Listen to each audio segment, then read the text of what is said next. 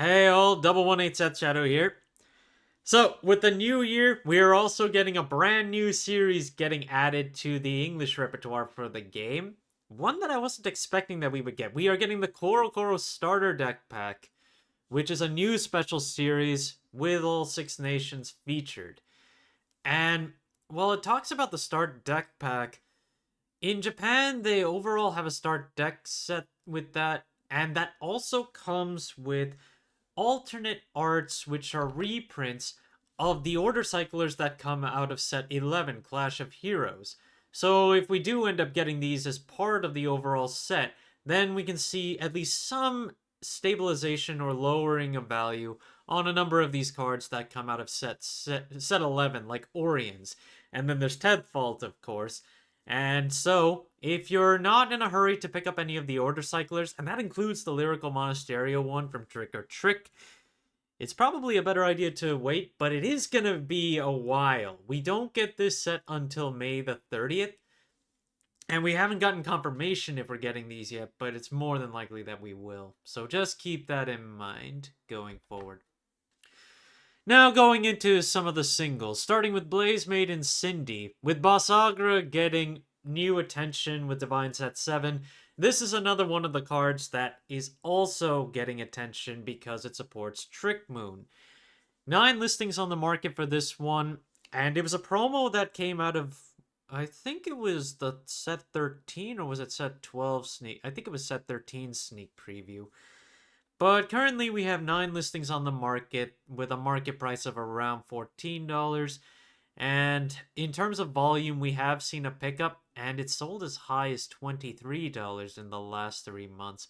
In terms of what's available, we see $15 to $20 for, mostly $15 for where a lot of the copies are at. So there's still some availability, but the price is moving up on this one. Advent of Intertwined Stars. This is set 3, the original set 3 for Overdress.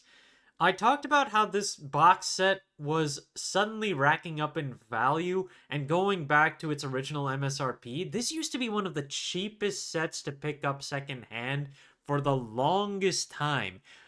Even I was able to pick up boxes underneath $20 for a little while, but this set is actually starting to pick back up. I mean, it has for a while, but I want to revisit this resurgence. And we're still not seeing too much in terms of volume, but box prices are actually selling in the mid-30s right now. And in terms of availability, $35 is the lowest, $40 is becoming more consistent again. And there are lots of cards in here, including Shadow Cloak, as well as Cup Spring for Seraph. You also have the DSRs for Seraph Snow and Magnolia in here. And Magnolia is anticipated to make a comeback, so we either will see a new Magnolia or a use of the original one, so we'll have to see what happens there. Seraph Snow has some potential as well, and we also have the effect crits in here, the original effect crits. But also, one other thing that is getting a lot of attention from this set is Neatness Meteor Shower. That's due to Edglima, the new bat deck that I've been talking about for the last few market watches. Neatness Meteor Shower is played in the deck as one order option, providing you with extra soul, and on top of that, this can actually be used to draw cards in Edglima as well, because all it needs is for the Vanguard to put it into the order zone via the Vanguard effect, and it is possible to do it. So no, Gravidia is not the only one who allows you to draw cards with this card. But right now, when it comes to where it is right now, we're looking at about $1.40 for the lowest. The market price has been climbing, and the volume has also been pretty good. We're looking at $141 for the market price, and in terms of availability, it's mostly $2 on the market for where you have consolidation of the card. And if you're interested to see where the other rarities are, let's have a look. So there's a promo version of the card that's slightly more expensive at $2 base, but a market price that's actually a little lower, less listings. The SP has been bought out to the point of $25. It has a market price around $7, but in terms of sales, at the end of the year, we did see sales ranging from 20 to 25. And I would anticipate you're only going to see maybe 2 or 3 of these get bought at the same time, because I don't think Aglima would even consider playing more. But remember, this is a card that can be played as 16 copies in a deck too. Boxes of Sparkling Stars, which is the first Lyrical Monasterio DivineZ set, have really fallen off, and now you can pick them up for cheaper than the original set 3 for their base listings. They're $30, and we have 17 listings on the market. Market price has dropped off to just over 30, and consolidation is at $30 right now. A little bit higher when you start to see the second level of it, around $31. But yeah, this set has just kind of gone to the wayside, and there's no interest in it right now. Amicable Maiden Alvina, which is from DivineZ 3, has seen a resurgence in value. I mean, technically this card has been very high valued and is possibly the best triple R to pick up from DivineZ 3, because DivineZ 3 has a huge fallout in value.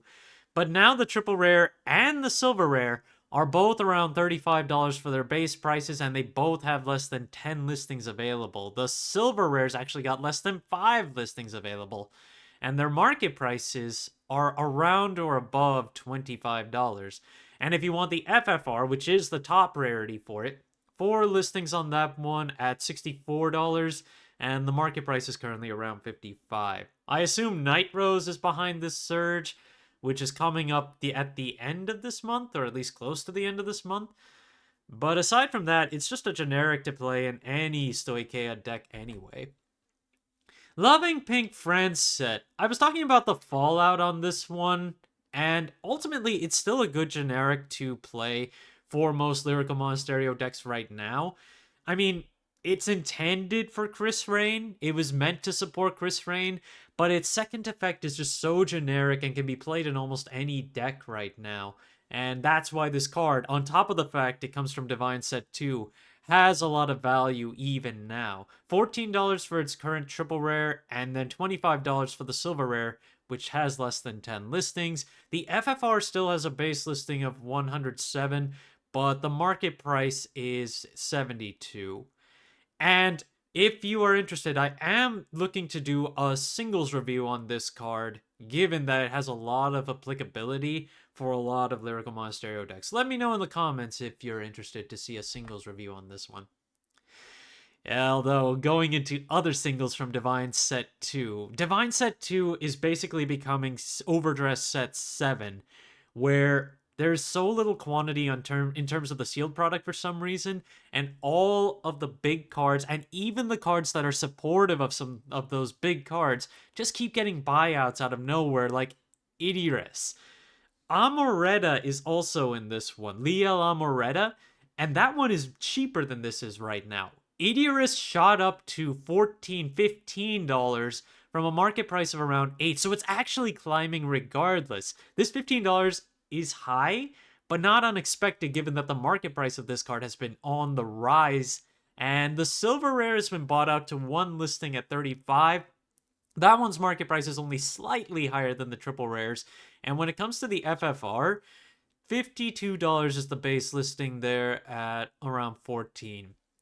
With Hikari's older version, now known as Erika, with Erika coming back in DivineZ's Deluxe, there is heavy anticipation that Am Moretta is going to get new support, which is also due to this FOMO buyout here. But again, it's DivineZ 2, so that also drives it.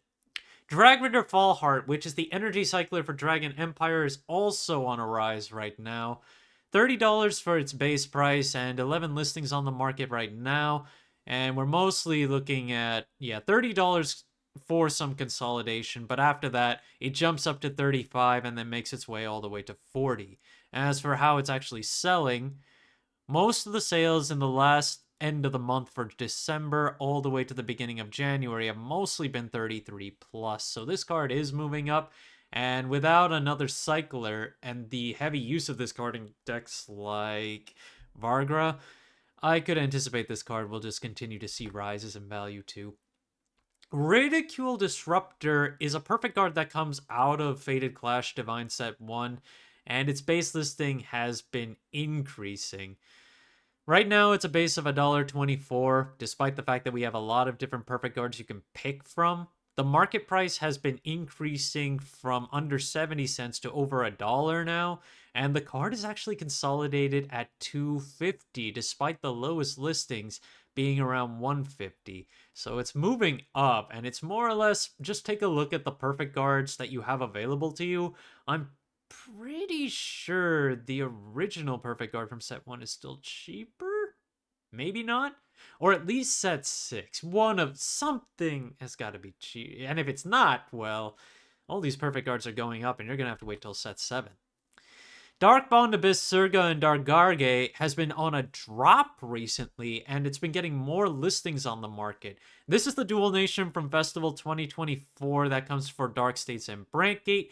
Lowest listing on the market is $17, but it's listed as lightly played. But right after that is an $18 listing for 16 copies overall. So yeah, you have a lot of options there. And in terms of where it's been selling at $16 to $18 in between here and there. So there would likely be another blowout sale event, or I could say a buyout sale at some point, if this card starts to see play in another deck. Because right now, a number of the other dual nations just kind of overtake it. So this one just kind of falls on the back burner. Summit Flare Dragon, which comes out of DivineZ Set 5, has a flip-in value on its triple rare versus its silver rare right now. There are less triple rares on the market, and the base price is now almost $5.50, with a market price of almost $5. But the silver rare has 19 listings on the market, and $4 is the market price on that one. So if you are looking to pick this card up, the silver rare currently has some cheaper quantities available. The FFR has 4 listings and is currently almost $32 with a market price of about $23. Thanks to Alma Juster's new support that was announced, Bifrons did get a buyout, and now you can only pick it up as low as $22 for the triple rare, and it's $42 when it comes to the silver rare right now. The artwork is gorgeous on this one, though, so I don't fault people for wanting to get at least $40 on this silver rare. I mean, honestly, even I would want at least that much. I love that artwork. The FFR is currently at $9 and 66, or I got that wrong. 9 listings, and it is $66 for its base, 61 for its current market price. Everyone has been up and at 'em when it comes to Leoodium and Pyro recently with the Singapore tops, so I guess I'm just going to review this one again. Right now, we've got a lightly played listing as low as $16, but it's down to 8 listings on its triple rare. And when it comes to what we've got in terms of records, market price $13.50-ish, and the highest price sold in the last 3 months, it says $15.75. Let me make, no. That's been updated, but it's close. Overall, we're looking at $15 to $16 in value, and they're consolidated around $16 right now. But with Pyro being a really big deck this format, it's just gonna keep going in and out, I'm sure. And then the silver rare of one of Leoodium's support cards, Charmet, which is also from DivineZ Set 5, has been bought out to the point of $19 and only 1 listing on that. 4 listings overall, and we have no consolidation. $19 all the way to $40 for the silver rare of this card, and this is its high rarity, unless you consider the frame rare as high rarity. I know some people do, so just keep that in mind. And the last card today is the double rare version of Avarice Wrestler. With Leoodium still being the most expensive deck in the format right now, it's kind of mandatory to at least go over this one. $30 for the base price, because this is also from DivineZ Set 2. 10 listings on the market, and market price is currently around 30 for 31. The market price has been on a heavy increase, and the volume has stayed relatively the same, even with the market price and base price increases. So Leo is definitely seeing a lot of popularity. The most amount of quantities are on the low end at $30, and then we continue to move up. So once we've got this kind of hold the line gone, it's going to be about $35 pretty consistently. And players did buy this for 40 initially. There's still anticipation for Leoodium to get its own copy of Shenri, or Saragon, I guess. So if that happens, I would imagine Leoodium will see a whole lot more spikes in value, or at least more consistency in the higher values. Thank you guys for watching. If you liked the video, please like and subscribe if you haven't already. And just another call out, if you do want to see me do a singles review of Franset, just let me know in the comments. And Happy New Year! Let's have some fun.